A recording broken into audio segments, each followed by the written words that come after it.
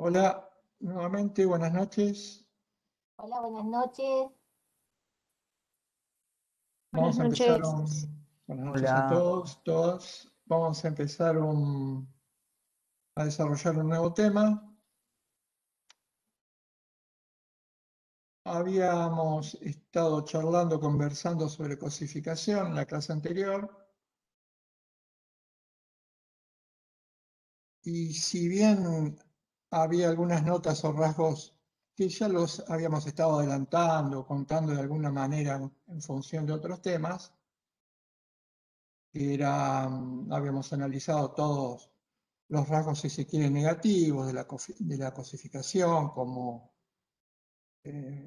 carácter mensurable, patente, acabado, agotable, trato no afectante, quedando por hacer referencia a los personales, como ya lo habíamos visto algunos con otros temas, y además porque son lo inverso a los planteados como el trato objetivante, cuáles de alguna manera ciertamente sencillo confrontar los dos, lo vamos a dejar para iniciar otro tema. Es muy importante el tema de la cosificación, es un tema preocupante, es un tema de todas las épocas, de todos los tiempos, dada la falibilidad de la condición humana, la limitación que tenemos como seres humanos. Y tal vez pueda reaparecer, cuando empecemos ya el tema del derecho, algo que también es preocupante. Nosotros hablamos de la cosificación o el trato objetivante en diferentes niveles, y el más cruel era el que tenía que ver con la instrumentalización, el apartamiento del otro, y sin perder de vista que también que hay, formando parte de la cosificación, también un trato tan preocupante y agraviante como estos intersubjetivos que habíamos visto, y que es la cosificación estructural. La cosificación estructural es tal vez doblemente grave porque esto implica la existencia de estructuras sociales, como dice Negri, subsistemas sociales, políticos, jurídicos, económicos, que cosifican, que oprimen, no ya tanto a nivel intersubjetivo como la cosificación cara a cara o de sujeto a sujeto, sino estructuras que oprimen. Como dice Juan, aparece la facticidad social opresiva, que puede degradar a los sujetos sin derramar una sola gota de sangre. Esta cosificación estructural, vamos a ver que también es un enemigo muy fuerte para la perspectiva, para nuestra perspectiva y para el derecho en general, no solamente para nuestra perspectiva, para el derecho como tal. Lo que tenemos que recordar siempre es que son estructuras elaboradas por el hombre, son productos culturales. Las facticidades sociales opresivas también son productos culturales. Son estructuras generadas por el propio hombre, que cosifican. Hoy nos toca empezar con el tema del derecho. Si bien hemos hablado, por supuesto, del derecho en varias clases, contar qué es lo que, o en qué consiste este fenómeno tan complejo como el derecho. Por lo cual vamos a traer a colación algunas cuestiones ya analizadas, algo que ustedes ya saben, incorporar nuevos elementos, y siempre haciéndolo, tratándolo de hacer de una manera holística, así compleja, amplia, abarcativa y contextualizada, porque el derecho como tal, como cualquier otro fenómeno, es muy complejo, y tenemos que tratar de no escaparnos a la linealidad al analizarlo. Entonces acá a mí me parece importante recordar el tema del reduccionismo brevemente. Voy a tratar de hacerlo cada vez que cuente, aunque por ahí pueda resultar reiterativo, pero la reiteración va a tener que ver con algo que vamos a intentar generar en ustedes una comprensión que no nos lleve o no lo lleve, o no nos lleve, porque nunca estamos exentos de ese error, a la confusión entre derecho y otras respuestas. El derecho es una respuesta a problemas, pero no la única. Y ha habido otras respuestas a problemas que no son el derecho, que no son derecho, pero que han generado lograr una confusión bastante importante a nivel de comprensión de este fenómeno, que siempre hay que estar constantemente alerta sobre esto. Les decía, volver sobre el tema reduccionismo en este sentido. Nosotros dijimos que uno de los reduccionismos más frecuentes y más graves es identificar el derecho con la ley. Yo ahora voy a remarcar esto y decir que uno de los reduccionismos más graves es identificar el derecho con el ordenamiento jurídico, con el sistema jurídico. Y esta identificación es muy difícil de resolver. ¿Por qué? Porque hay una relación muy estrecha, ya lo vamos a ver, entre el derecho como propuesta y el sistema, el orden, el ordenamiento jurídico, el sistema jurídico, la ley y la legalidad. Pero precisamente por esta relación, si se quiere, podemos entrecomillarla como íntima, es que siempre estamos a un paso de dar, y muchas veces lo damos, confundimos derecho con derecho positivo o sistema jurídico, e imperceptiblemente le vamos aplicando ciertas categorías o rasgos que son del derecho al derecho positivo, que no necesariamente y en muchísimos casos no lo tiene. Por eso precisamente es que se produce este reduccionismo. Hecha esta aclaración, que no hay que perder nunca de vista, veamos cuáles son las características del derecho. Vamos a buscar entonces intentar definirlo, lograr un concepto de derecho. Hay muchas definiciones de derecho, muchas. A lo largo de la historia ha habido muchas definiciones. Por supuesto, nosotros, desde nuestra perspectiva dialogal, también hemos acuñado, lo hizo magistralmente el doctor Negri en el texto que ustedes tienen subido al aula virtual y que va a ser guía de mis explicaciones, muchas definiciones. Recuerdo, por ejemplo, entre otras, por haberla aprendido, en algún momento me la transmitieron, yo que no sé si la hemos compartido con ustedes, no sé si ustedes la han aprendido, fueron en ese momento cuando yo las aprendí eran tradicionales, eran definiciones clásicas, supongo que deben seguir hoy por hoy, no sé si ya con un tinte crítico, como un dato de la historia, o tal vez como una definición relevante. ¿Por qué no? Si no existiera la confusión entre el derecho y otros órdenes, no estaríamos hablando de esto. Por ejemplo, recuerdo una definición muy famosa como la de que el derecho es un conjunto de normas emanadas de autoridad competente. También recuerdo otra, habiéndole estudiado en algunas materias que tenían que ver con una ciencia que describe la realidad, estoy hablando puntualmente de la sociología, y que catalogaba el derecho como una técnica de control social.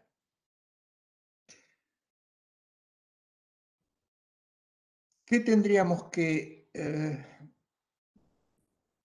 poder lograr o conseguir a partir de estas definiciones? Criticarlas para saber, con ciertas herramientas, si estas definiciones se pueden considerar hoy por hoy definiciones válidas del derecho. No importa que en algún momento hayan tenido aceptación, se hayan escrito en muchos lugares, se hayan leído en muchos textos, esto no interesa, realmente no interesa. Habrá que saber si pueden o admiten una lectura crítica, si resisten una lectura crítica. ¿A partir de qué? A partir de nuestro criterio. ¿Cuál criterio? El criterio de nuestra condición dialogal. Ese es el criterio a partir del cual nosotros vamos a leer, reinterpretar, juzgar y criticar todas las expresiones que se identifiquen prima facie como jurídicas. Nosotros tenemos una definición que está en el texto, que es la siguiente. Hay varias, Negri después da unas más cortas que condensan la primera en este texto, pero él dice, vamos a ver cuáles son los rasgos universales y permanentes que no deben faltar en ninguna definición de derecho. Y viene la definición. En ese texto es la siguiente: proyecto de armonía social fundado y realizado en el reconocimiento a la dignidad humana. Es una definición, una conceptualización bastante extensa, que yo la esté recitando de memoria en este momento no implica, no genera o no tiene que ver con ningún mérito mío, tal vez sea el resultado de haberla leído y haberla replicado infinidad de veces, cuestión que ustedes también podrían hacer con el tiempo de una manera ¿Puede sencilla. volver a repetir, profesor? ¿Sí? El derecho es, en sus rasgos universales y permanentes, visto como un proyecto de armonía social fundado y realizado en el respeto a la dignidad humana. Hice estas tres pausas porque son las tres partes, a mi juicio, que tiene el concepto y la definición, y que después Negri explicita. Proyecto, armonía social, fundado y realizado en el respeto y la dignidad humana. La sintetiza en otros trabajos y, por ejemplo, habla de orden de respeto, de orden de reconocimiento recíproco. Son conceptos o expresiones equivalentes, pero esto porque están sintetizadas. Fíjense, orden de respeto es mucho más corta, más breve que la definición que quiere larga, pero los contenidos que uno puede extraer de estas son exactamente los mismos. Proyecto, porque es un objetivo, el derecho es un objetivo a alcanzar, como la búsqueda de su propio desarrollo, que está siempre en constante realización, en tensión hacia adelante. Por eso dice él, al final del texto, en el último capítulo que después vamos a repasar, él dice, el derecho siempre ha sido y será un intento constante de realización. Esto tiene que calar bien profundo. Ha sido, es y será un intento constante de realización. Esto quiere decir, no nos vamos a encontrar, no se han encontrado ni se encontrarán nunca con un derecho agotado como tal, como propuesta. Es un intento constante de realización. No hay un derecho ya establecido, ya fijo, determinado, cerrado, ocluso, que como perspectiva se nos ofrezca a los hombres y nosotros tengamos que trabajar o pivotear alrededor de eso. Pero esto tiene que ver, fíjense, con la propia condición humana. Si el hombre no fuese un proyecto, el derecho no podría ser un proyecto. El hombre es un proyecto constante de realización. Nuestra vocación, que es la de ser humanos y alcanzar una existencia auténtica, también es proyectiva. Somos seres, como ya lo hemos dicho en algún momento, haciéndonos o deshaciéndonos al compás de los encuentros o desencuentros con otros seres humanos. Por lo tanto, no habría manera alguna de que el derecho no replicara este dato que es propio e inherente a nuestra condición humana. Por eso siempre está en vías de mejoramiento, de realización. Armonía social, brevemente, ¿qué es lo que se busca con el derecho? La armonía social tiene que ver con la convivencia. Dice Héctor a la mitad del texto, la condición social es un dato, pero además nos lleva a una tarea. Dato porque sabemos que estructuralmente los seres humanos somos seres con otros. Estar en el mundo es estar en el mundo con otros. Y no hay manera de pensar o imaginar una situación más allá de los desvaríos del individualismo, de suponer que en algún momento existió una sociedad en ciernes con sujetos ya construidos, hechos y derechos deambulando por el mundo hasta que se encuentran y celebran o generan un pacto o contrato social. Esta es la ilusión del individualismo. Pero una tarea, porque él dice, la convivencia social no está hecha por más que el hombre sea un ser social. Hay que hacerla y hay que hacerla todos los días. Por lo tanto, uno o una de las herramientas que el hombre ha generado para lograr esta convivencia social adecuada a sus propias notas es precisamente el derecho. Y además, como ya lo sabemos, lo vamos a recuperar esto en un ratito, pero hicimos alguna mención cuando hablamos del hombre y derecho, no tenemos que olvidarnos que cuando el hombre ingresa en el mundo, introduce a partir de su ingreso con su libertad la capacidad de ser ético, ingresa a lo ético, que es el discernimiento del bien y del mal, y como dijimos en ese momento, la incorporación del bien y del mal en ese mundo a partir del ejercicio de su acción, de su accionar, de su comportamiento libre y responsable. Este es un dato también importantísimo para poder entender el derecho. Fundado y realizado. ¿Cuál es el fundamento del derecho? El fundamento del derecho es un fundamento que ya vamos a empezar a familiarizarnos con esta terminología que hemos usado, pero ahora tenemos que volcar en el derecho para que el derecho se pueda entender. El fundamento es un fundamento moral, es un fundamento útil, último, y se realiza a partir de desplegar este fundamento moral en sus modos de expresión. Y la clave o el punto sobre el que gira este fundamento moral es la dignidad humana, nuestra dignidad humana. Un dato más. Perdón. Sí, se me entrecortó. El fundamento del derecho es moral, útil y último. Sí, es un fundamento moral, como todo fundamento moral es un fundamento último de cualquier actividad humana. Perfecto, gracias. De nada, por eso el criterio es la dignidad humana. La dignidad humana también es un corolario que nosotros los hombres hemos aprendido a detectar a lo largo del tiempo, producto de una evolución. Un datito más respecto a la armonía social, para aclarar un poco más la idea de la armonía social. ¿Qué sería la armonía social? Si bien Héctor no lo cuenta, no lo define, él de alguna manera sugiere una construcción de este término en alguna de las páginas, que podríamos decir, no lo voy a parafrasear exactamente, pero podría ser esta.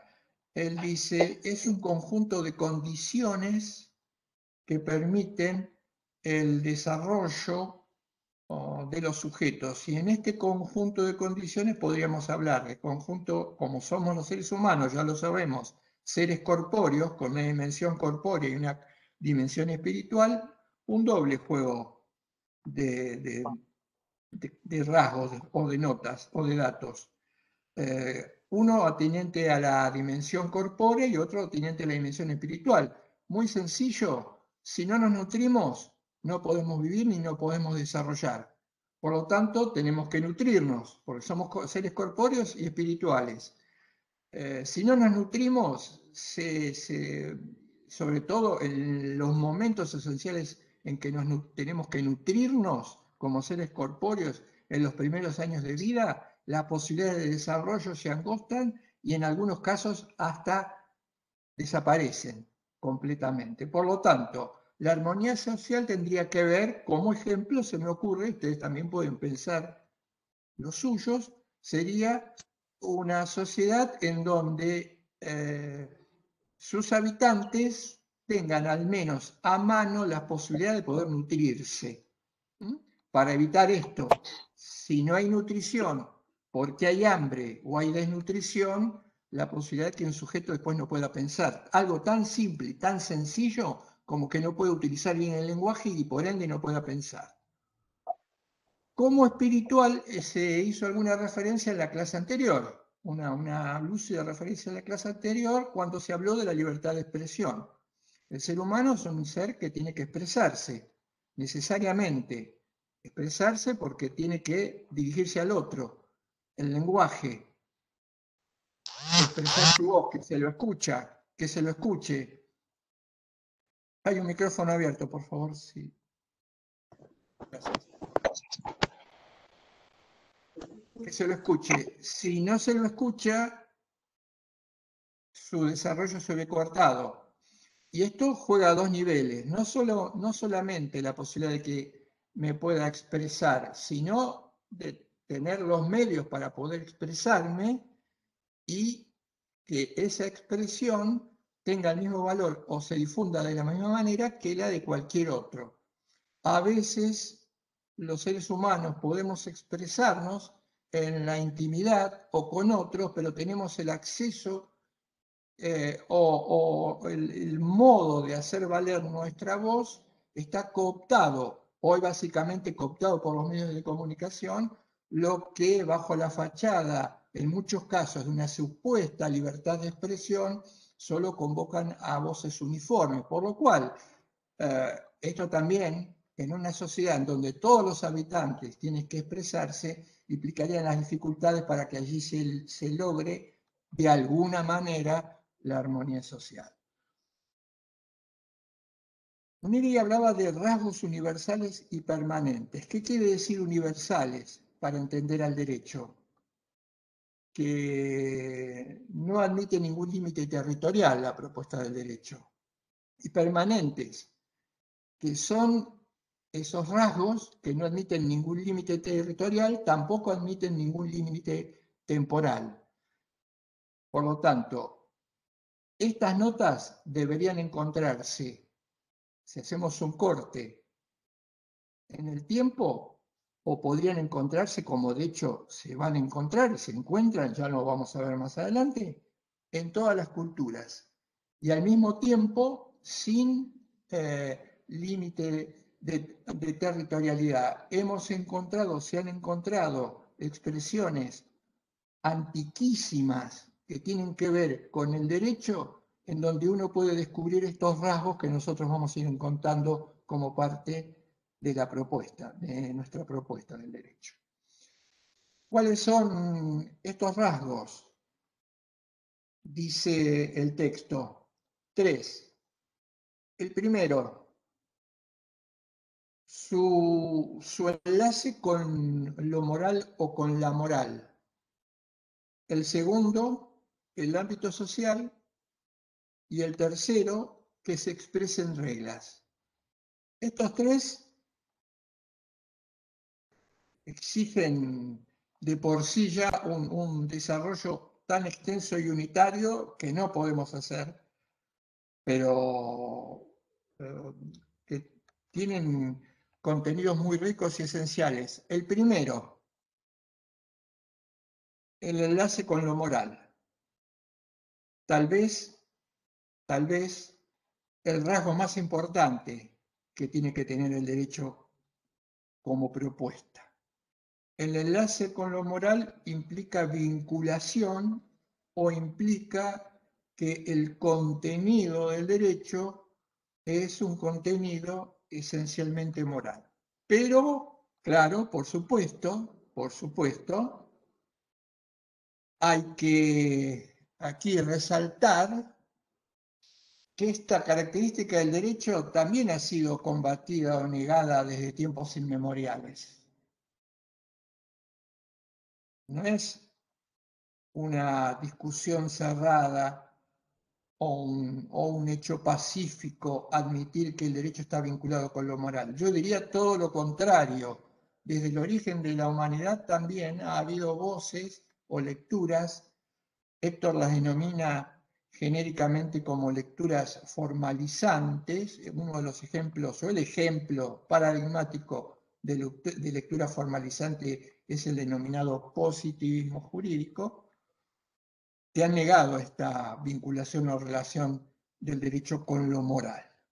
Por lo tanto, la cuestión es interesante, preocupante, difícil, y acá, como en todos los ámbitos, o debería serlo con todos los ámbitos de reflexión del ser humano, lo fundamental es la argumentación, argumentar en favor del carácter moral del derecho, porque lo señalo, allí es donde vamos a poder encontrar, y solamente allí, una nota que tiene que ver con el enlace con lo moral, y que es lo que denominamos la normatividad o la obligatoriedad del derecho. Normatividad es un término anglosajón, obligatoriedad es un término más bien latino, pero los dos términos refieren a lo mismo. La normatividad u la obligatoriedad del derecho solo van a poder explicarse, justificarse, si consideramos o defendemos que el derecho es parte de lo moral. Para entender un poco mejor esto, ante todo, aclaro, en el texto se usa de manera indistinta, como se usa muchas veces, muchos autores usan de manera indistinta el término ética y el término moral. Se pueden usar de manera indistinta, van a ver o habrán visto o van a tener que ver cuando lean los textos o otros autores, que a veces usan de manera equivalente ética y moral. Si bien no son estrictamente lo mismo, podemos decir, después voy a hacer algunas puntualizaciones, así que esto,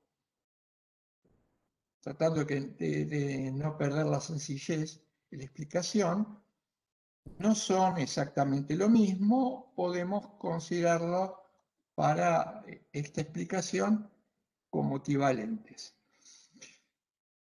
¿Recuerdan que cuando dijimos que el hombre aparecía en el mundo, incorporado aparecía la ética? ¿Qué era la ética o qué es la ética? ¿Qué es lo ético?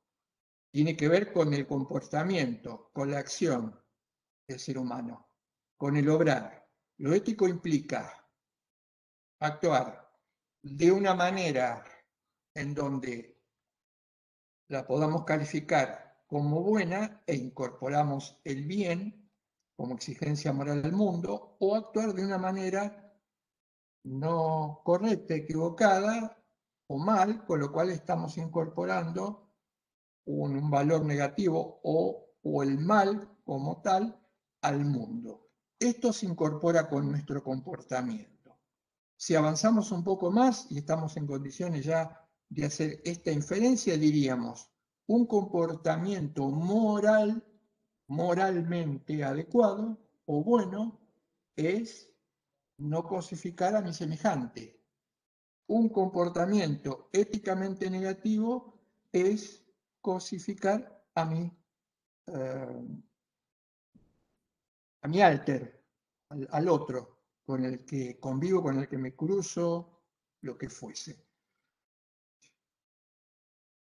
Y estos comportamientos se van a reflejar de alguna manera, seamos conscientes o no, en la misma interacción. Es imposible que el ser humano no sea éticamente hablando o moralmente hablando responsable, porque con su accionar puede sumar, como decía en el ejemplo Negri, en el haber de lo bueno o en el haber de lo negativo. No hay comportamientos, utilizando una palabra, los griegos decían adiáforos, comportamientos de valor cero. Cuando actuamos, o actuamos de una manera adecuada o actuamos de una manera inadecuada con el otro. O actuamos bien o actuamos mal. O actuamos correctamente o actuamos incorrectamente. Esto implica que de alguna manera, podríamos decir, sabemos tenemos una cierta precomprensión sobre o qué significa actuar ante los otros o frente a los otros. ¿Y esto por qué? Porque somos libres. Pero como somos libres, somos responsables. Se nos ha dado la libertad, pero al darnos la libertad nos han dicho, yo te doy la libertad, pero a partir de acá te haces responsable de lo que haces. Porque si no, no se entendería la libertad conjugada con la responsabilidad, y menos la responsabilidad moral. ¿Se entiende esto? Me dan la libertad, pero a partir de que me dan la libertad y soy libre, yo también me hago responsable, respondo moralmente hablando de esta libertad que yo tengo. No puedo decir, actúo de esta manera, de esto otro y soy neutro.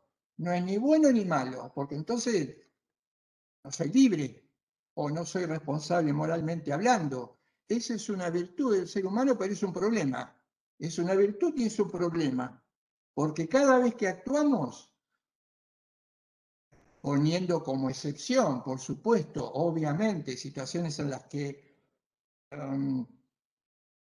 hay algún impedimento de carácter psicológico, de carácter cerebral, situaciones muy puntuales, o hemos sido ganados por el efecto de alguna droga, estas circunstancias que son muy puntuales, sacando estas que son excepcionales, yo cuando actúo soy responsable, moralmente responsable. Por eso, por ejemplo, y después de un largo proceso evolutivo, las responsabilidades no solo son, humanamente hablando, por acción, que era la única manera que se suponía que un hombre era responsable en el pasado. Si actúas, sos responsable. Si no actúas, no lo son. Apareció, por supuesto, en algún momento tenía que aparecer. Es clave la responsabilidad por omisión. Yo soy responsable por lo que hago y también soy responsable por lo que no hago, moralmente hablando. Y ahí se juega la ética.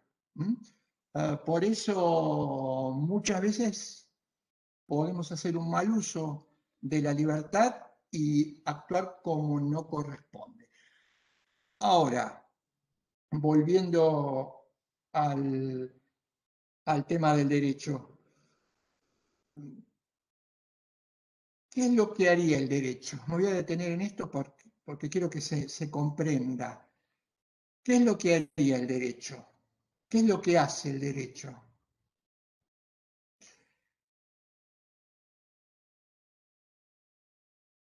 Diría que refuerza, o es un intento de reforzar ciertos comportamientos, los éticamente valiosos, y tratar de limitar o impedir los comportamientos éticamente disvaliosos. Pero claro, inmediatamente surge algo. Pero esto no lo hace la ética.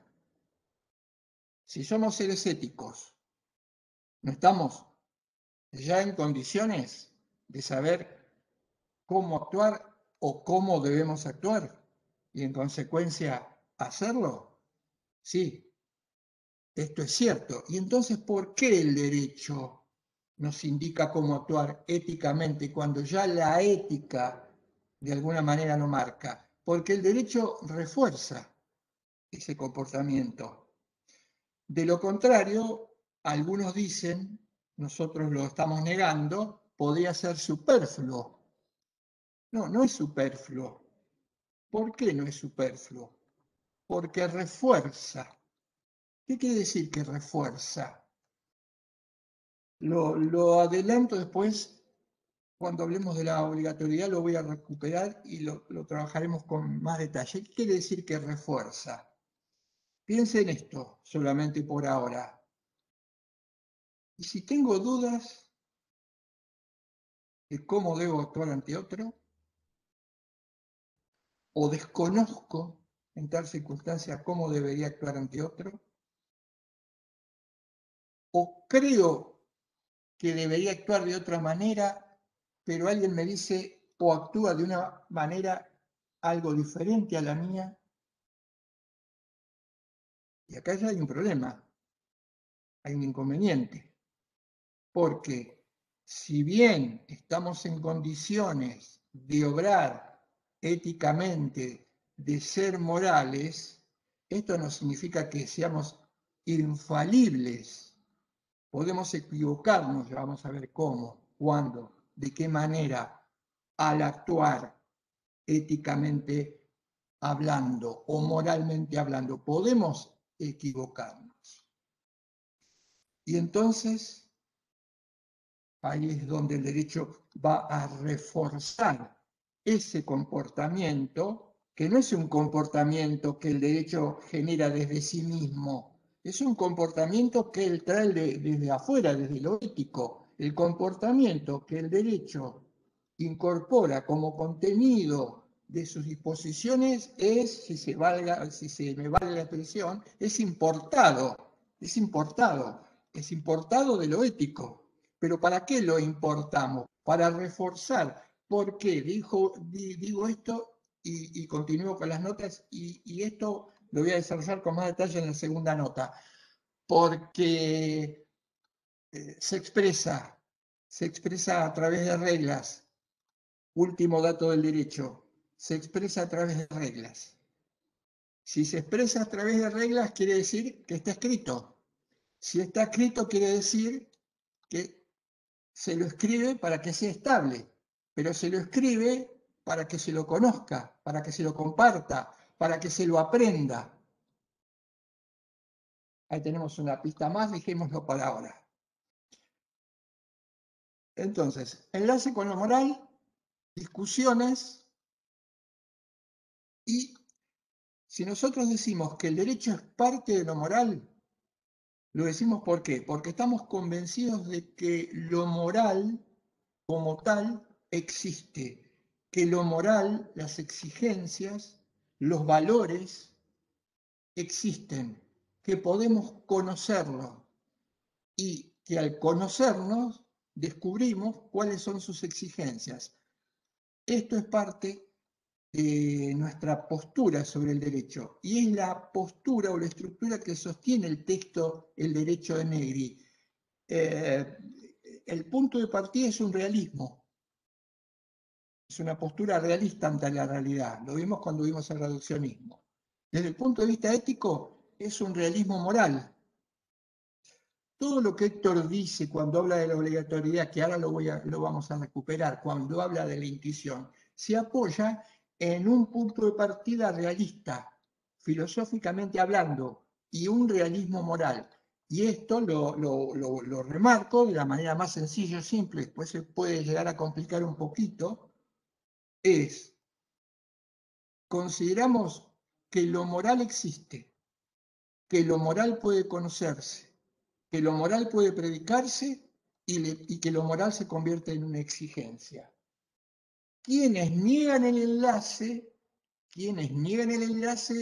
dicen o bien que lo moral no existe, en consecuencia, si no existe, no se lo puede conocer porque no forma parte de la realidad, y si no forma parte de la realidad, cuando se habla de moral, se habla de cosas diferentes, y en última instancia, no puede ser lo moral un criterio de verdad o falsedad sobre lo que hagamos los seres humanos o sobre lo que postule el derecho.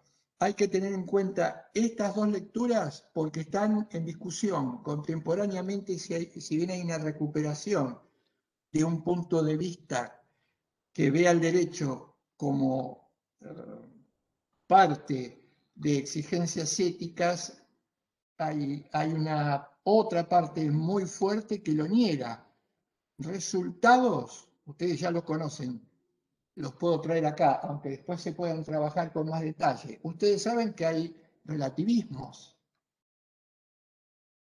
El relativismo niega de alguna manera esto, en parte.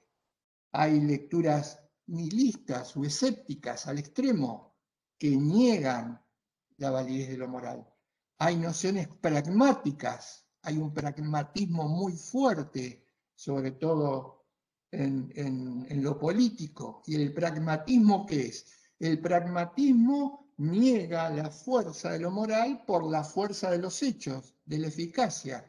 Y hay que tener mucho cuidado con esto, porque las lecturas pragmáticas y las lecturas sofísticas, es decir, aquellas lecturas que niegan la verdad en lo moral, en todas las actividades prácticas, lo moral, lo político, lo jurídico, son, no sé, no diría predominantes, pero son un enemigo muy fuerte y un obstáculo muy difícil a remover. Y de paso remarcamos algo que ya habíamos analizado a lo largo de las clases, que también no tenemos que perder de vista nunca, no perder de vista nunca. Los seres humanos somos seres de praxis. Praxis implica que obramos, que actuamos. El obrar y el actuar implica el hacer. La preocupación en el ser humano es para actuar bien. Y dentro de ese actuar bien, de hacer bien, de obrar bien, es con qué criterio o sobre qué criterio o pauta me apoyo para saber qué es lo que debo hacer. Y el qué debo hacer se aplica tanto a lo político, tanto a lo moral, tanto a lo jurídico, tanto a lo económico, tanto a lo educativo, tanto a lo filosófico. Por lo tanto, tenemos, y de hecho estamos rompiendo ya esa supuesta coraza, ese supuesto lugar común en donde el derecho aparece de una isla, como una isla, y so pretexto, so mor de neutralidad que no existe y no tiene, pensar que el derecho no puede ser contaminado por otras disciplinas. Lo que, por supuesto, daña completamente el rasgo o los caracteres positivos del derecho como producto del obrar humano. Dijimos ámbito social, pasemos al segundo, rápidamente contemos esto del ámbito social. Ámbito social implica que el derecho tiene su campo de injerencia en aquellos comportamientos socialmente relevantes, dice Negri en el texto. Comportamientos socialmente relevantes, es decir, en la interacción, en el comportamiento con los otros, en nuestra interacción con los otros. Casi la mayoría de las actividades que realizamos cotidianamente están involucradas o aparecen involucrados otros. Por lo tanto, diríamos en principio que todas estas actividades serían o son alcanzadas por el derecho, porque son actividades éticas.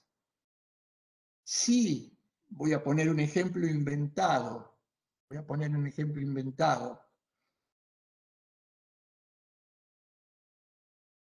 Si en la intimidad de mi hogar oprimo con el que estoy conviviendo, a mi mujer, hijos, hijas o hijos, y los oprimo, estoy llevando adelante un comportamiento éticamente valioso, éticamente negativo. Eso ya es derecho. ¿Por qué? Porque como vemos hoy, cuando aparezca una regla que diga que oprimir, entre las múltiples maneras que hay de oprimir a las personas con las que uno convive, es una conducta éticamente disvaliosa, ¿qué hizo ahí el derecho? En el ejemplo, supongamos que todavía no hubiese habido una regulación sobre esto. ¿Qué es lo que hizo el derecho? El derecho tomó esa exigencia válida al interior de mi hogar, aunque en comportamientos socialmente relevantes, con otros, con mi familia, y la postuló como regla de derecho. Ahí ya empezamos a ver por qué la conexión, por qué la interconexión del derecho con lo moral. ¿Por qué no podemos hablar de derecho o lo ético, si no hablamos al mismo tiempo de lo ético? Y vamos a la tercera. carácter reglado. Y acá les voy a pedir que recuerden la prevención que les hice al comienzo de la clase. El carácter reglado implica lo que Héctor más adelante llama o va a llamar posición de derecho.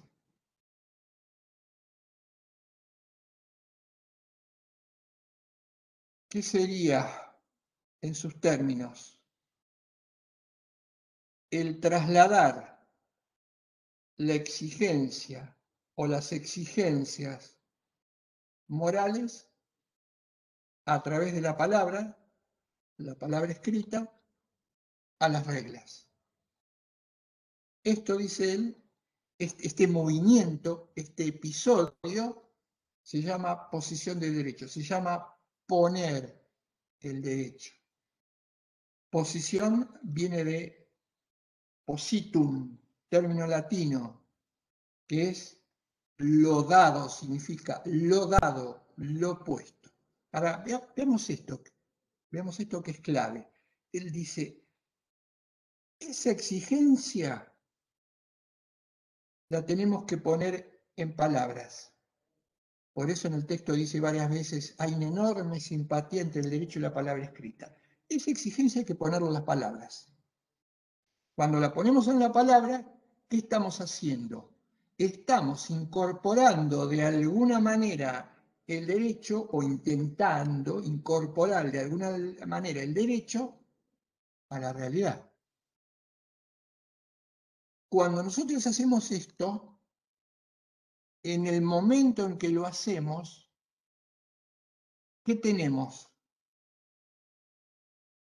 Derecho puesto, derecho dado. Tenemos derecho positivo. Ahí aparece el derecho positivo. Cuando lo ponemos, cuando lo incorporamos, ¿qué es lo que ponemos y qué es lo que incorporamos? Exigencias éticas. Pero para esto, y acá hay un elemento que no puede faltar para entender el derecho, alguien tiene que estar en condiciones de llevar adelante ese proceso, tiene que estar legitimado para hacerlo, legitimado en función de que eso que él pone traduce al derecho positivo como parte de esa exigencia moral, sea conocida por todos y todos tengan que, este es el objetivo del derecho, cumplir con la misma. Aparece la noción de autoridad, esto es lo que quiero marcar. Es impensable el derecho sin una noción de autoridad, porque precisamente quien tiene autoridad es quien está en condiciones de establecer, de generar, de al llevar adelante este mecanismo, esa idea, trasladarla a una regla.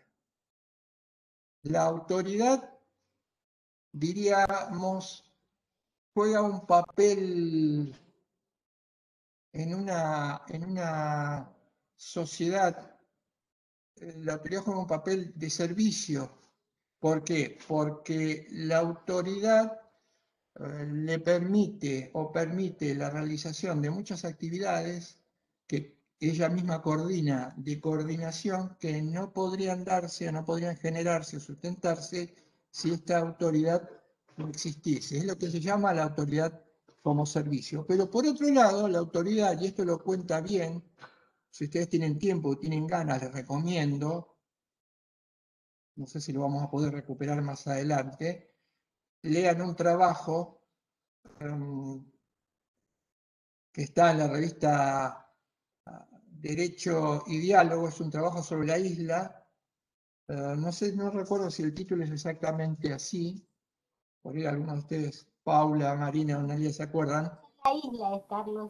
Se llama El Derecho en la Isla, gracias, El Derecho en la Isla, donde él supuestamente trata de explicar, sería como una especie de juego, cómo se origina la sociedad, cómo aparece el derecho, y él dice, en algún momento, inevitablemente, los sujetos se tienen que organizar para poder responder o resolver los problemas que se le plantean. Y esta organización implica que tienen que designar de las múltiples o muchas maneras que la historia explica o demuestra, designar a alguien que va a ser el encargado de coordinarlos, el encargado de establecer las reglas. Ahí aparecería la autoridad. Él lo cuenta como una especie de juego didáctico en una situación hipotética. Ahí aparece la autoridad, que es el encargado de elaborar las reglas. Y ahí aparece o va a aparecer o surge el derecho positivo. Pero tengamos en cuenta esto. Tengamos en cuenta esto. Y la precaución, precavernos de lo siguiente.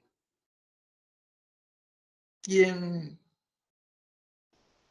se encarga de que esta exigencia ética o moral, que es el derecho arreglado, se lleve a la práctica, es la autoridad.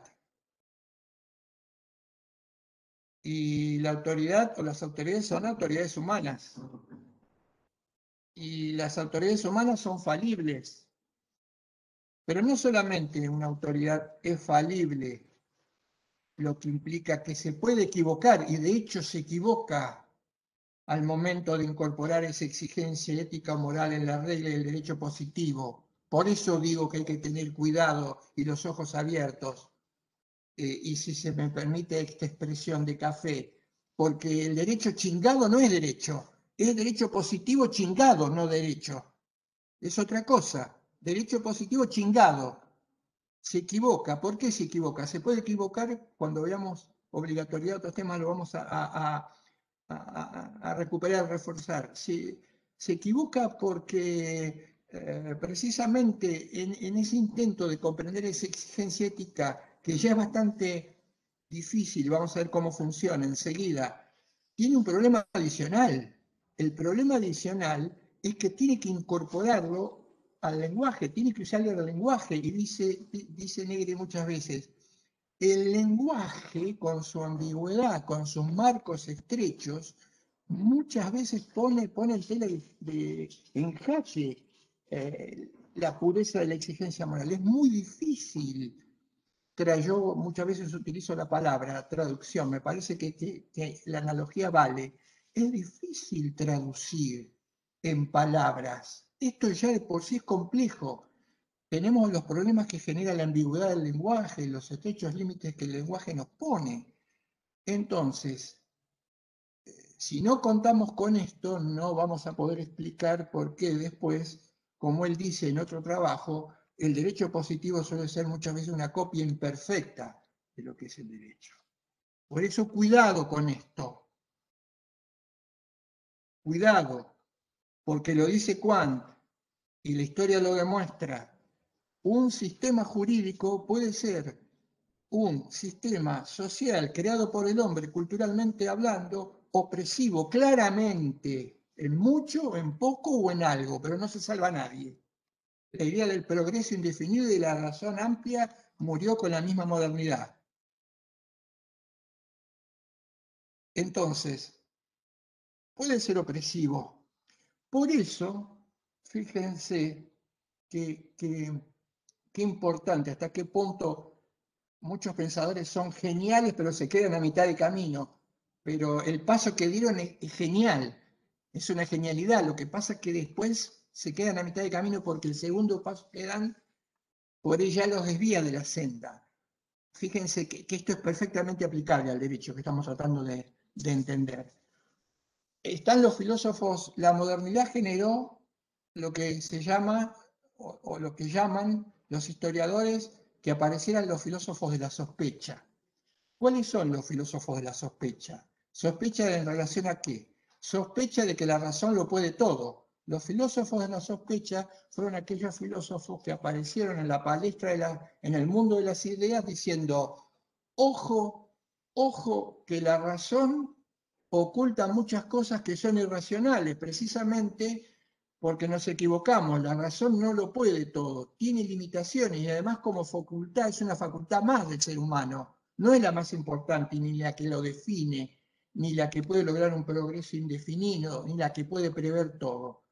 Estos filósofos de la sospecha, y acá fueron geniales, dijeron, muchas veces, lo que pasa es que ahí es donde también se equivocan. Ellos dicen, el derecho o lo moral, Nietzsche, no es nada más que la disimulada voluntad de poder. Después viene Freud y dice, el derecho no es más que una sublimación de ciertos instintos y por lo tanto su explicación es que son pulsiones eróticas. Además, el tánatos y eros, ¿no? El amor a la vida y el amor a la muerte al mismo tiempo. Y cierra como filósofo,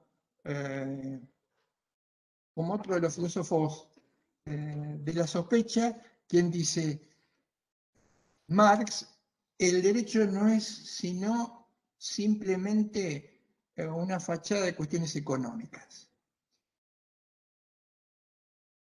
Rebobinemos. Porque es genial lo que dicen. Es cierto que muchas veces la voluntad de poder, tal vez más de las que hubiésemos querido a lo largo de la historia, se disfraza de derecho.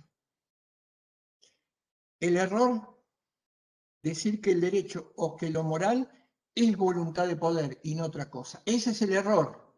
Pero cuidado, Nietzsche fue genial porque muchos sistemas, muchas leyes, muchos derechos positivos fueron mal elaborados, voluntad de poder. Freud, pulsiones eróticas, instintos.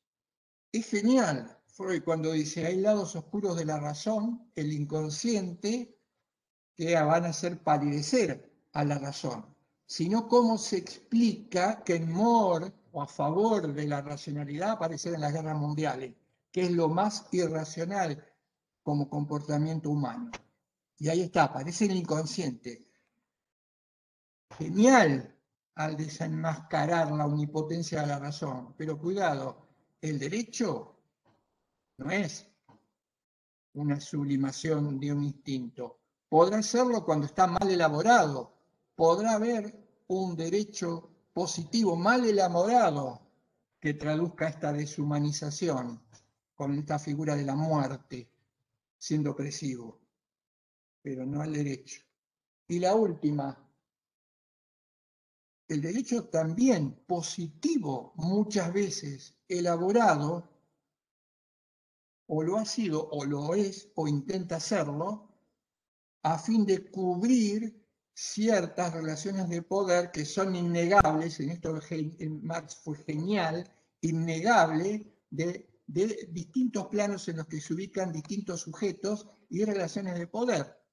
El caso del patrón y el obrero. Ahora, el derecho no es eso. Eso ha sido contenido sin ningún lugar a dudas y lo sigue siendo en algunos casos del derecho positivo, pero eso no es el derecho. Entonces, por eso voy a insistir tanto en esta cuestión. Estos son los rasgos universales y permanentes que no pueden faltar en una lectura sobre el derecho. Sigue en el texto, después vamos a volver sobre uno o dos de ellos en particular, sigue el texto y en el texto dice Héctor, también tiene ciertas características el derecho, ciertas notas, y va a enumerar, y las va a enumerar, y son, el derecho tiene o genera una propuesta o busca la universalidad. También evoluciona y permanece al mismo tiempo. El derecho también es histórico, es obligatorio, es utópico. Estas características son características que Dice él, hay que predicar el derecho. Rápidamente, salvo en una, rápidamente, sacamos una pintura de cada una de estas.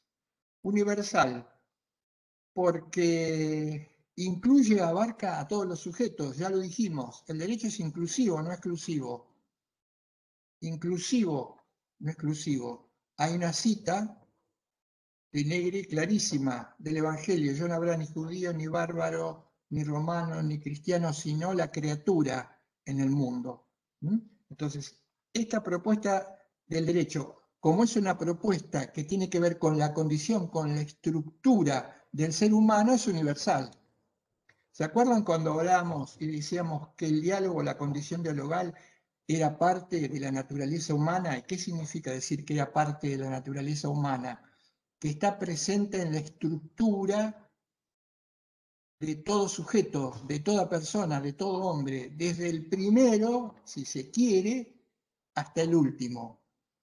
Desde África hasta América, desde Asia hasta Europa, del siglo II, 4, 5, 6 a.C. al siglo V, 15, al siglo XXI. Es una condición que puede descubrirse, que puede demostrarse y mostrarse, como lo hemos hecho, presente en toda la historia del ser humano. Por eso es universal y por eso no podría serlo de otra manera. Pero claro, para que el derecho apareciese como una propuesta que abarca a todos los sujetos, tuvo que pasar también mucho tiempo. ¿Por qué? Como lo vimos cuando vimos la perspectiva totalizante. En los comienzos, por el espíritu de grupo, en épocas antiguas, por la cosmovisión de la pertenencia al todo, el derecho no podía ser visto como una propuesta universal porque ésta rompía los límites del grupo, y se tenía derecho porque se pertenecía a un determinado grupo, y si no se pertenecía a ese determinado grupo no se tenía derecho.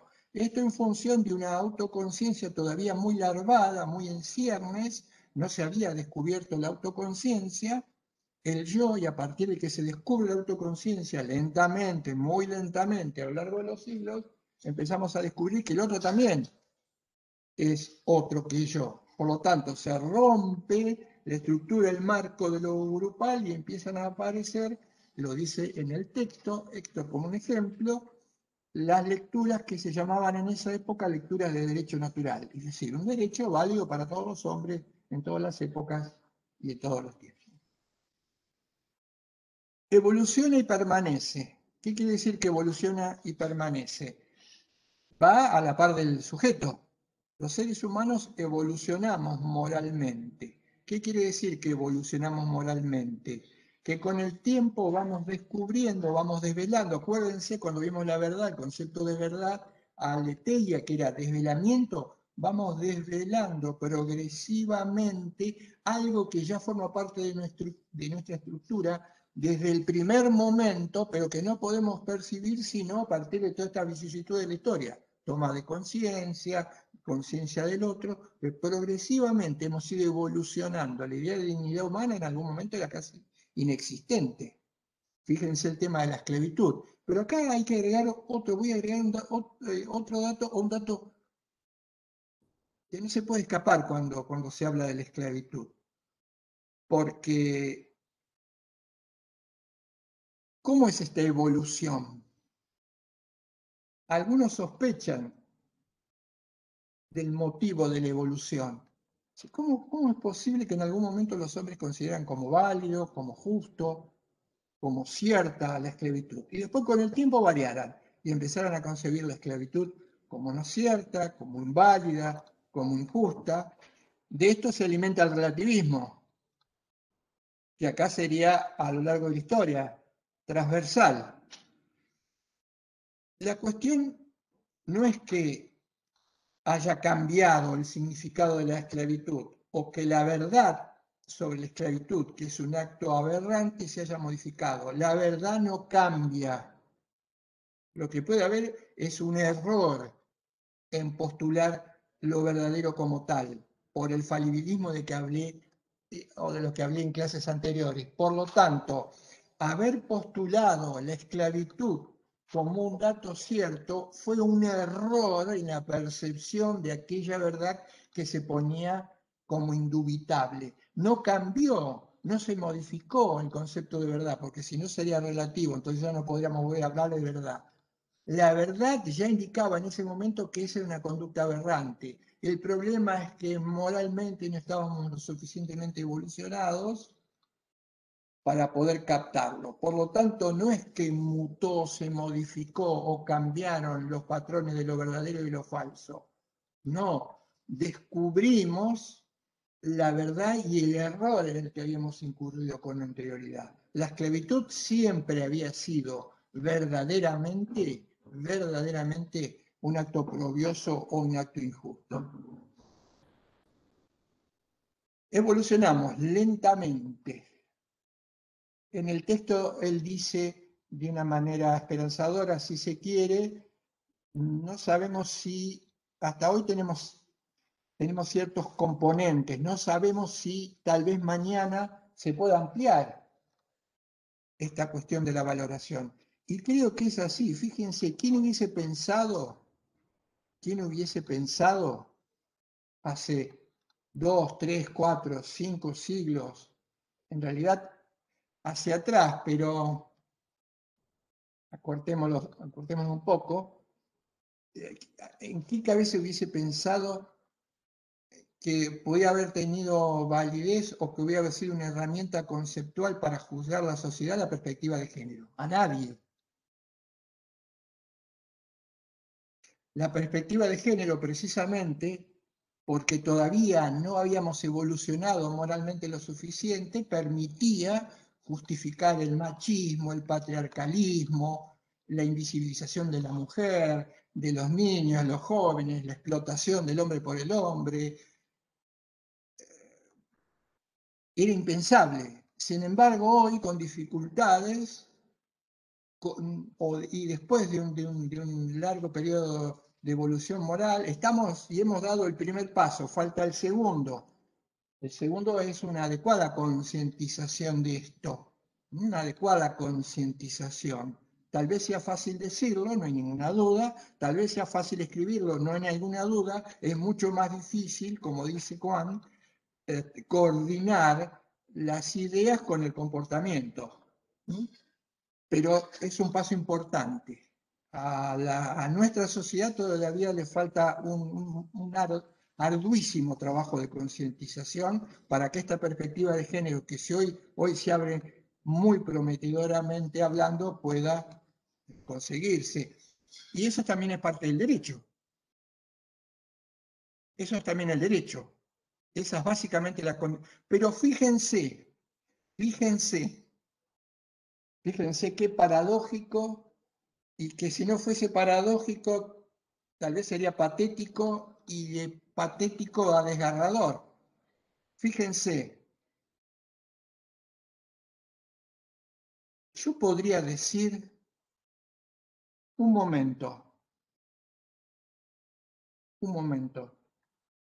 el derecho ha variado. El derecho ha variado. No sé si es tan cierto lo que usted está diciendo. ¿Por qué?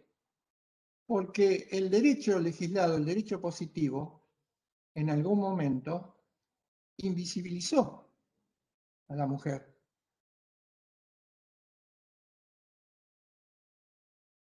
Ya es lugar común, lo hemos comentado,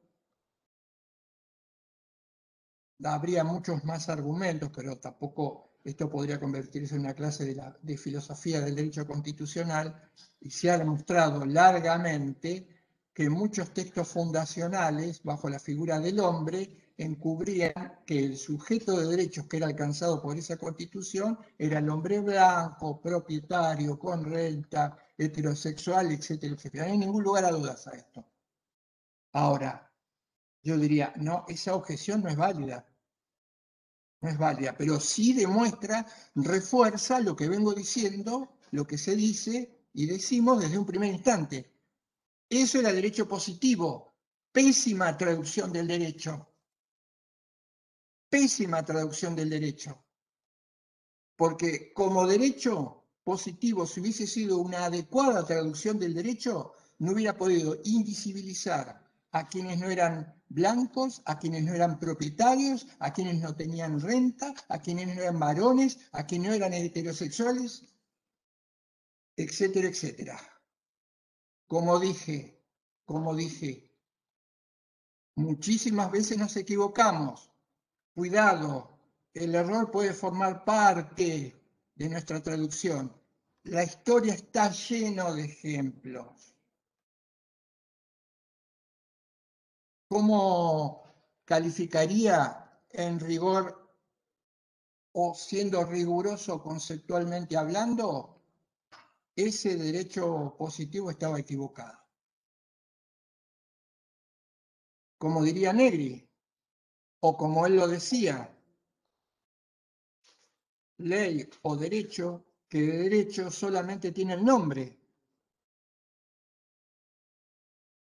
Y esto no nos tiene que hacer dudar. No nos tenemos que hacer cargo de aquellos productos culturales que se llaman ley o derecho, como decía Héctor, son solamente o tienen solamente del derecho su denominación. Al contrario, hay que denunciarlos, hay que criticarlos, porque precisamente son los que impiden, esto sobre todo las lecturas formalizantes, son los que impiden la adecuada incorporación del derecho en la práctica. Lamentablemente, muchas veces cooptando casi completamente al derecho.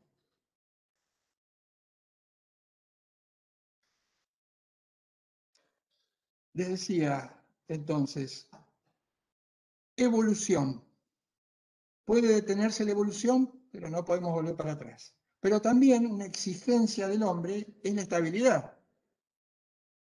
¿Por qué? Porque el derecho tiene que asegurar condiciones de realización del ser humano estables, que no cambien permanentemente. Fíjense, otro dato, la ley en las sociedades modernas cambia permanentemente. Eso oculta un defecto y un problema por detrás. Ese defecto o problema por detrás es que, como decía Héctor, se conculcan y una y otra vez, ¿no? Leyes que se hacen a las apuradas. Él dice, cualquier situación, aún la más compleja, puede resolverse de una manera meditada. Por lo que el apuro y la urgencia, que son parte de la conducta del talante pragmatismo de las sociedades en las que vivimos, generan este fenómeno de la inflación de la ley. Pero no es un problema del derecho, es un problema de la mentalidad, fundamentalmente de la autoridad. Y también quiero decir esto, ¿quiénes son los involucrados en el derecho, en la moral y en la política? Pero en el derecho, ¿quiénes son los involucrados? Los ciudadanos, que son los que tienen que cumplir las reglas. Los que legislan, que son los que tienen que elaborar las reglas. Y los que juzgan, que son los que tienen que velar porque esas reglas se apliquen, sobre todo porque el no cumplimiento puede llevar o puede generar conflictos. La cadena del error, la cadena de los errores, de la mala identificación, de la mala traducción del derecho en derecho positivo, pasa por todos los que son alcanzados por el derecho. Por todos. En primer lugar, repercute en el ciudadano que tiene que cumplir la regla. Porque quien la elabora, si la elabora mal, le genera un problema al sujeto que tiene que cumplirla. Por eso, como dice una filósofa española, Adela Cortina, que trabaja mucho el tema de moral y derecho, o ahí podría estar una explicación de por qué las reglas, muchas veces, y en sociedades contemporáneas, en sociedades como la nuestra, no se cumplen. Después vamos a ver por qué engaña la cuestión. Cumplir una regla es tanto como no matar, si se quiere, alguien podría decir, no todo el mundo mata a todo el mundo, más o menos, pero no todo el mundo mata a todo el mundo, pero también hay otro problema, que no es simplemente matar o no matar, es simplemente reglas que a veces el incumplimiento se nos pasa por alto, estacionar en una bocacalle, cruzar un semáforo en rojo, arrojar basura a la calle. Todos esos incumplimientos son también normas y son también reglas. Ya genialmente lo había visto Nino cuando hablaba de la Argentina como un país ganado por la anomia. Fundamentalmente en esta regla que parece que no tienen ningún efecto o que no son nocivas, pero cuya acumulación suma terminan debilitando el tejido social. El famoso, no, para que me bajo, son 5 minutos y vuelvo. Y generamos todo un enorme conflicto porque empiezan a parar autos. No, 5 minutos y ya estoy, 5 minutos y ya estoy. 5 minutos, 5 minutos, 5 minutos y 5 minutos terminan convirtiendo, como uno lo puede ver normalmente, en una sociedad anómica. Es decir, este incumplimiento de las reglas socava el tejido social, porque genera conflicto. Pero vuelvo a lo anterior, que me interesa, el derecho. Todos son responsables de un mal derecho, no solamente el que legisla, que le genera un problema al que lo tiene que cumplir, que también lo incumple, sino el que después tiene que resolver el conflicto porque ¿quién lo genera? Porque el que tiene que resolver el conflicto, que tiene la misma mentalidad o tuvo la misma mentalidad que el que le elaboró, también tiene una mala mentalidad o mala comprensión sobre el derecho. Entonces, el que tiene que resolver el problema, como pasaba en la modernidad, la ilustración, y que fuera fuente del derecho positivo, si quien tenía que, el ciudadano común que iba a la facultad de Derecho y aprendía que el derecho era una orden que emanaba de autoridad competente o una técnica de control social y después se convertía en legislador,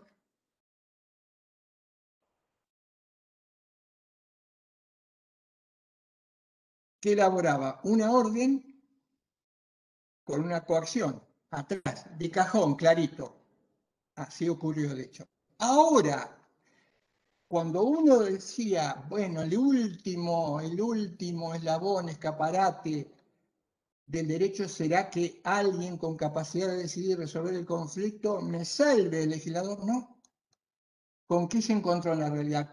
Pero esto es explicable y entendible. Se había formado de la misma manera que se había formado el legislador.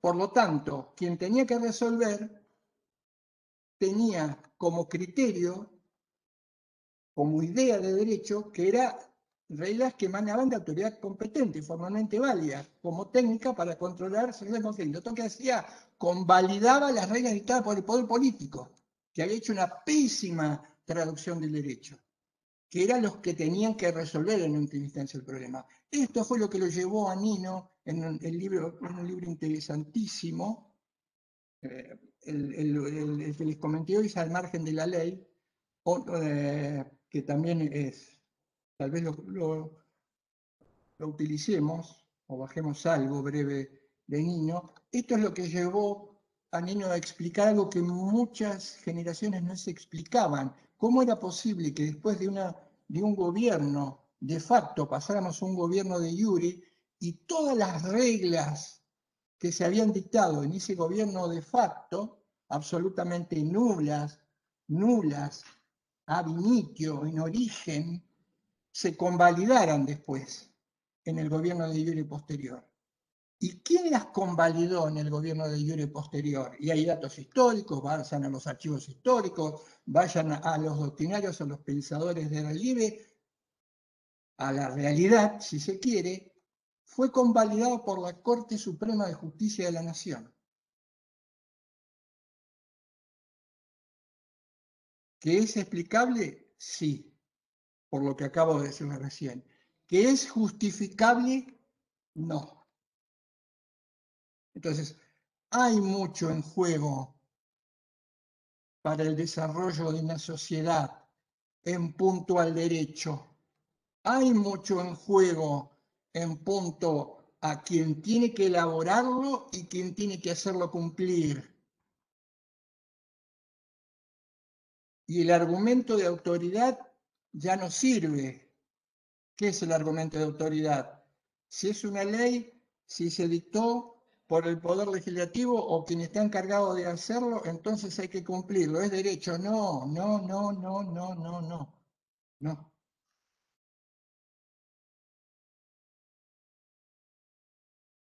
Esta es la situación, tengo que intervenir, tengo que cumplirlo. La ley es la ley. Esto es la solución que se enmarca dentro del sistema. Pero si el sistema no es una fiel traducción del derecho, como decía Negri, y sí lo decía honestamente, intelectualmente, ¿qué queda para el curador y el protector del derecho? Por eso lo más delicado, lo más valioso y a veces,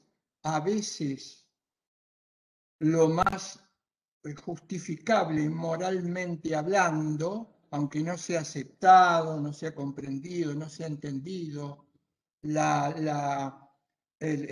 andamiaje conceptual que todavía portamos, que es el andamiaje conceptual del positivismo jurídico, hagan que minimicemos aquello que tendría que ser lamentablemente mucho más común, que es resguardar el derecho contra el derecho positivo, contra el sistema, que prevalezca el derecho y no el sistema. El derecho no es el sistema jurídico, lo vuelvo a recalcar. Mi insistencia está en que en 21 siglos esa confusión todavía se sigue operando. El derecho no es la ley, o al menos tengamos en cuenta, tengamos cuidado de revisar críticamente antes de atribuirle todos los rasgos del derecho a sistemas jurídicos que no lo tienen, a leyes que no lo tienen y a decisiones que no los tienen. No tienen nada de jurídico, son decisiones de poder. Eso es lo que tenemos que generar y tenemos que comprender. Lamentablemente no es tan fácil. Yo no solamente, como la totalidad de mi generación, escuchaba la definición del derecho como orden emanada de autoridad competente y el derecho como técnica de control social, sino como la totalidad de mi generación asentía, la consideraba válida y salía de la facultad suponiendo que tenía incorporado ya, y era un gran hallazgo, el significado de lo que era el derecho. Dijimos evolución y permanencia, universalidad, historicidad. Brevemente, el derecho tiene pretensiones de ser un orden que, modificándose, corrigiéndose, pero nunca dejando, como dice Héctor, nunca abandonando lo ya hecho, genere hacia adelante y se mejore hacia adelante. Tiene pretensión de universalidad a lo largo y a lo ancho, pero también es cierto que el derecho se elabora para dar respuesta a cuestiones puntuales. Es histórico. No estamos hablando, presten atención a esto porque esto puede llegar a diferenciarnos de algunas lecturas afines a la corriente naturalista que dice que el derecho es una regla que se dictó en algún momento y que va a servir de acá para siempre. Nosotros no estamos postulando esto, que de otra manera es imposible. Las personas cambian, la sociedad cambia, el contexto cambia, entonces nadie puede admitir que una regla que ha sido dictada hace 10 siglos atrás hoy pueda seguir siendo válidamente eficaz y obligatoria en función de que 10 siglos para acá el hombre evolucionó moralmente, la sociedad evolucionó, las condiciones y las facticidades sociales distintas y las situaciones, si bien las situaciones o los problemas humanos son siempre los mismos, adquieren en el contexto un cariz distinto. Lo que nosotros decimos es que la respuesta que hoy le vamos a dar a este problema, que ya puede haber existido 10 siglos atrás, no es una respuesta nueva, novedosa, hoy, otro cliché de la modernidad, lo novedoso, lo nuevo. Modificar, sacar, cambiar las reglas, el cambio por el cambio mismo. No se puede construir nada nuevo, mejorar nada nuevo, sino es construyendo sobre las bases de aquello que deconstruimos, pero que puede ser válido, incorporándole la mejora.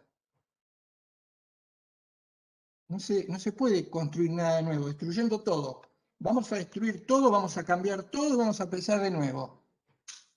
Ideológico, absurdo, dogmático, no crítico.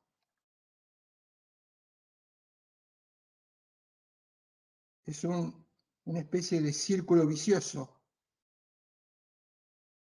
O como ya decían algunos comentadores políticos en algún momento, cambiar para que nada cambie. El cambio por el cambio mismo que implica no cambiar nada para que nada cambie. No se puede, dice Negri, tiene un artículo muy crítico respecto de la última reforma al Código Civil. Veo, dice, con desazón que muchas instituciones antiquísimas, sabias por el paso del tiempo, mejoradas, pero en su esencia, en el cordón umbilical o en el sentido, eran válidas. Había que hacerle algunas modificaciones. Se cambiaron, se modificaron. Así no opera el derecho. Lo nuevo tiene que enlazar con lo viejo. Y, insisto, humanamente es imposible pretender construir o crear algo de la nada. Probablemente,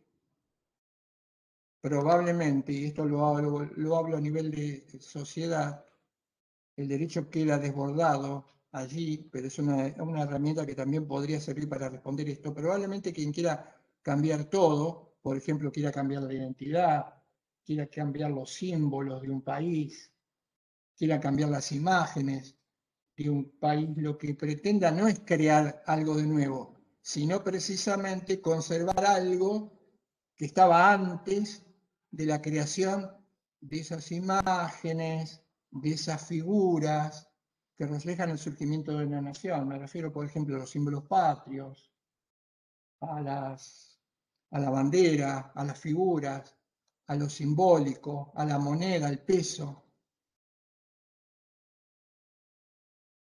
Seguramente lo que se quiere es volver a etapas anteriores, porque lo que había antes de esas etapas, la aparición de la identidad como nación, era el coloniaje, era depender de otro, era el colonialismo, era en el caso nuestro históricamente seguir dependiendo de España.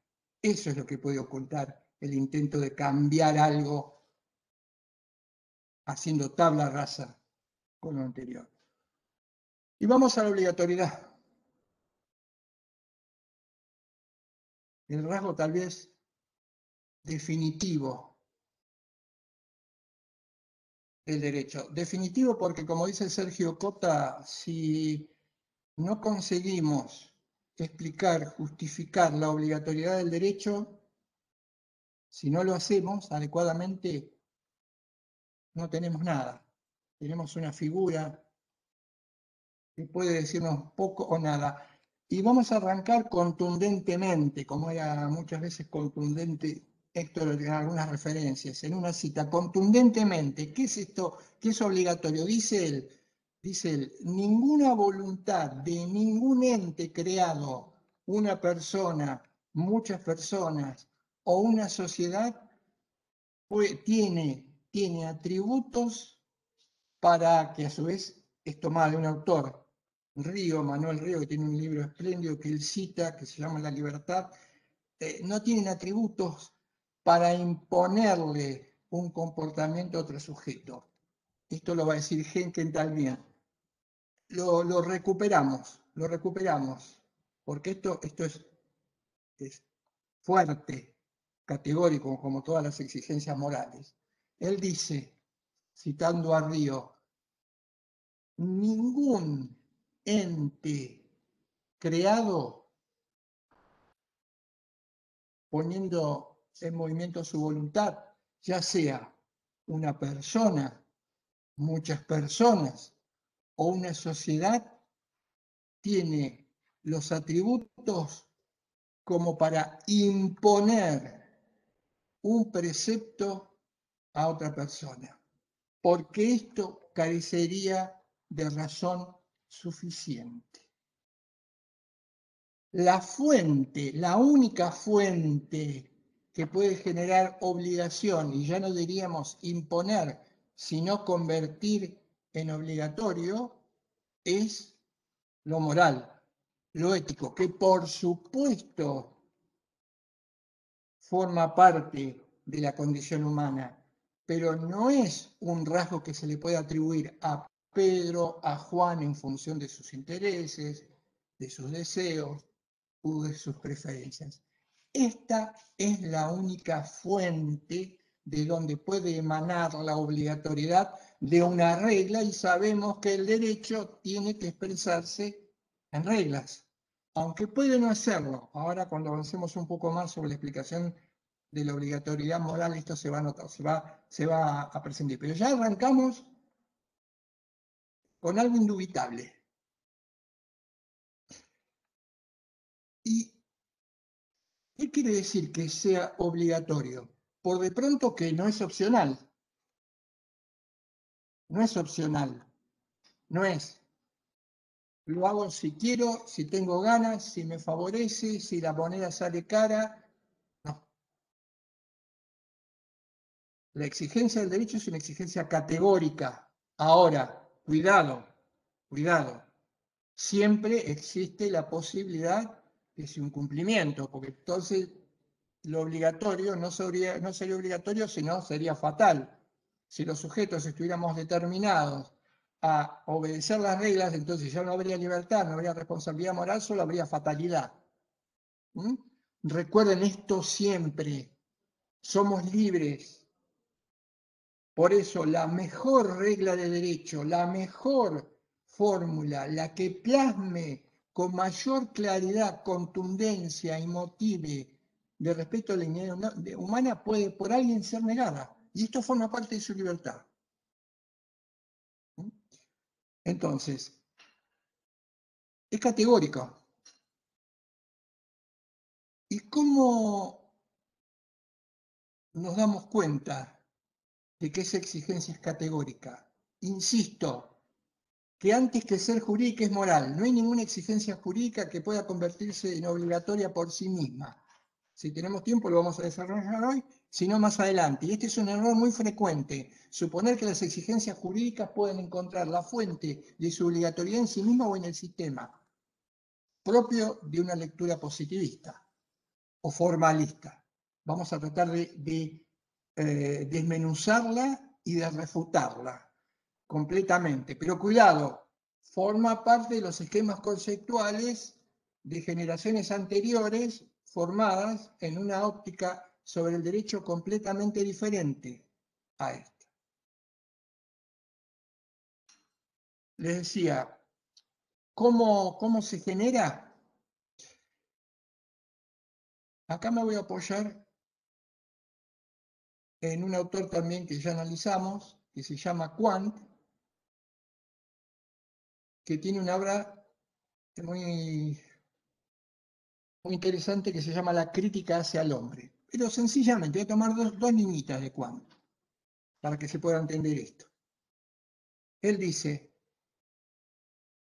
todas las personas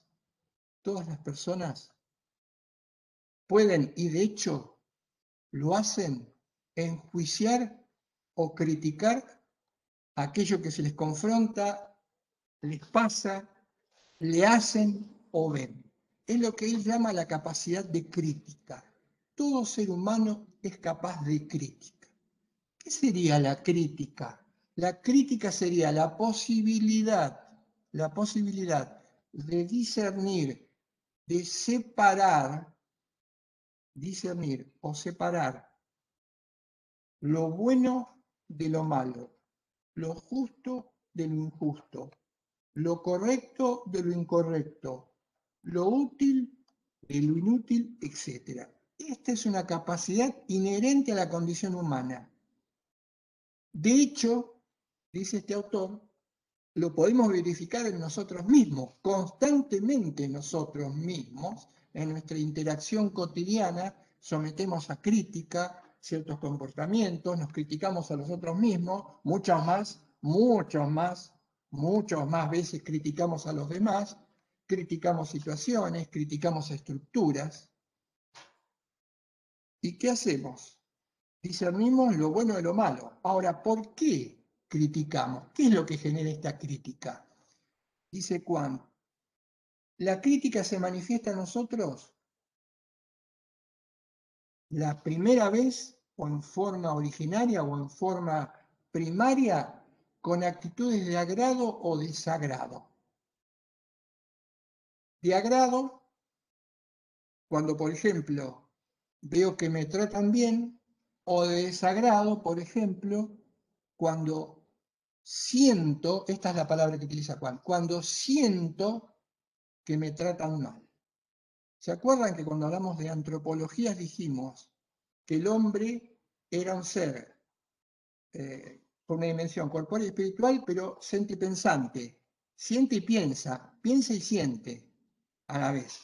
No es que piensa y en un lugar lejos está el sentir, ni tampoco es que es puro sentir y en un lugar lejos está la razón, que es meramente instrumental. No, es sentipensante. Entonces, ¿se acuerdan? No sé si lo di acá. El ejemplo de los chicos de 2 o 3 años de edad, que se les da una tarea, se les explica cómo hacerlo y se les dice que se los va a recompensar con una golosina, lo hacen bien, pero quien le da la tarea le da la golosina a uno y al otro no. Ningún lugar a dudas, 100% garantizado, no que parezca una propaganda, que aquel chico que hizo el trabajo exactamente igual a aquel al que se le dio la golosina, lo va a manifestar de alguna manera. Por supuesto, tiene el lenguaje en ciernes. ¿Cómo va a ser la forma de manifestar eso que siente? Él siente que no lo están tratando como lo debe. Por supuesto, no lo puede expresar en el lenguaje. O si quieren un poco de más edad, muchas dificultades para expresar en el lenguaje. ¿Cómo lo hace? Llora, grita. Está sintiendo. Y esto lo pueden practicar ahora con un conocido y daría lo mismo si lo practicáramos 5 siglos atrás o lo practicáramos con alguien en África o con alguien en Alemania. Esta es la manera como nosotros tomamos contacto con las exigencias morales, con lo bueno, con el bien, con lo justo. Algunos autores hablan de intuición. Héctor utiliza la palabra intuición. ¿Qué es la intuición? La intuición es un conocimiento directo, inmediato, sin inferencias. ¿Cómo se manifiesta esta intuición? La intuición, dicen filósofos morales, es equivalente al ver como sentido, la vista. Yo no voy a ver la injusticia, porque la injusticia no tiene cuerpo. Ahora, que yo no vea con mis ojos la injusticia, porque no tiene cuerpo, no significa que no la pueda percibir a través de un sentido que nosotros llamamos sentido moral de manera intuitiva, es decir, directamente. ¿Y esto cómo lo sé? Porque me afecta, porque lo siento, porque emito una crítica, porque me agrada o me desagrada, como en el caso de los chicos. Y este conocimiento, sí. Carlos, Sí. Perdóname que te interrumpa, me da no sé qué porque es muy interesante la exposición, pero estamos a 10 minutos para el sondeo. Bien, voy a tratar de redondear esta parte en 5 minutos, completar, cerrar la idea. Después recuperaremos los contenidos en clases posteriores. Quiero que esta aproximación quede clara, porque acá se juega cómo accedemos a lo moral. Accedemos a través de una herramienta. Nuestra vía de acceso a lo moral es lo que los filósofos morales llaman intuición. ¿La intuición qué es? La intuición es una sensación, una percepción, un sentir, un sentimiento de agrado o desagrado a algo que me hacen a mí o algo que veo que le hacen a los demás. Este dato es ineliminable, no es reflexivo, no es ni siquiera, si se quiere, consciente. Es una respuesta, una reacción, una intuición. Directo, esto es bueno o esto es malo. Pero así como es directo, y yo veo, por ejemplo, un comportamiento altruista, inmediatamente esto me motiva. Esto está bien, esto hay que hacerlo, esto tengo que hacerlo. Se me exige que lo haga. Por eso el deber moral es un deber categórico. Se me exige que no torture a otro. Es una exigencia. ¿Mm? Así como si veo que alguien tortura a otro, inmediatamente, intuitivamente, percibo que ese acto es incorrecto, que es malo, que es no debido. Después va a venir la otra parte. ¿Cuál es la otra parte? Después de esa intuición. Esto se llama intuicionismo. El intuicionismo es el mecanismo o la vía de acceso que se tiene a lo moral a partir de apoyarnos en una lectura realista. ¿Por qué? Porque ¿dónde va a estar esto que nos permite que sintamos o no sintamos algo como debido o indebido? En una lectura de ciertos datos empíricos. ¿Cuál es la lectura de ciertos datos empíricos? Si yo veo dos personas que se cruzan y en una escena se dan la mano y en la otra se golpean, de hecho, yo no estoy viendo lo justo, lo injusto, lo debido y lo indebido con mis ojos. Simplemente veo una situación empírica en donde dos manos se cruzan y dos manos se cierran y se agreden.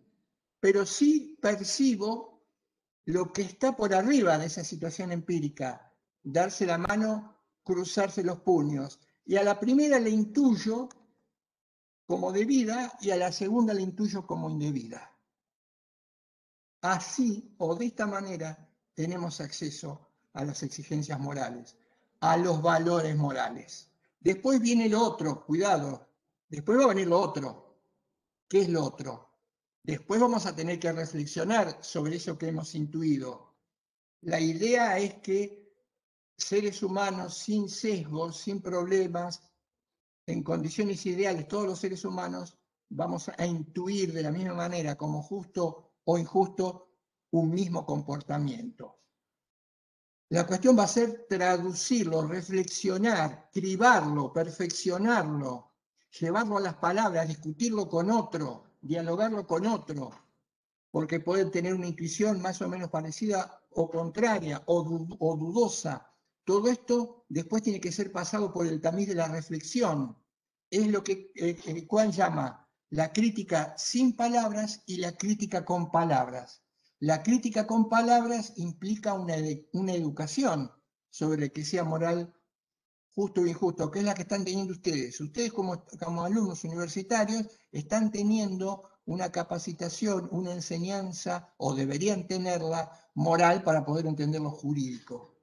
Para que estén en condiciones de ¿qué? Estén en condiciones de, como ese chico del llanto a los 2 años, crecido, siente, reflexiona sobre lo que le pasó y escriba que en ese momento reaccioné de esa manera porque me sentí discriminado en función de que la discriminación tenía que ver con un acto que era arbitrario porque no se respetaban unas reglas generales que son ahí.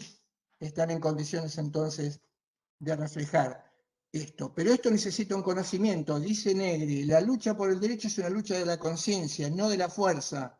La lucha por entender el derecho es o parte de una educación moral.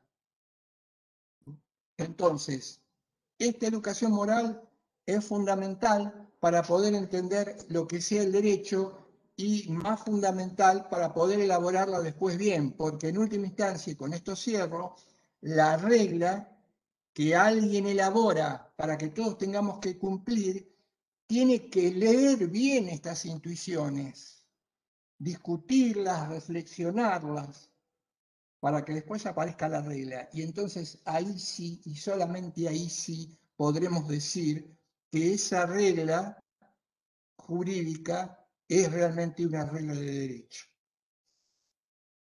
Después vamos a... Espero que esto haya quedado claro, porque esto es fundamental para entender nuestra materia y para entender el derecho. Su conexión con la moral y la obligatoriedad, sin perjuicio que vamos a volver sobre este tema. Incluso vamos a trabajar un autor muy puntual que también refiere a esto, a la obligatoriedad.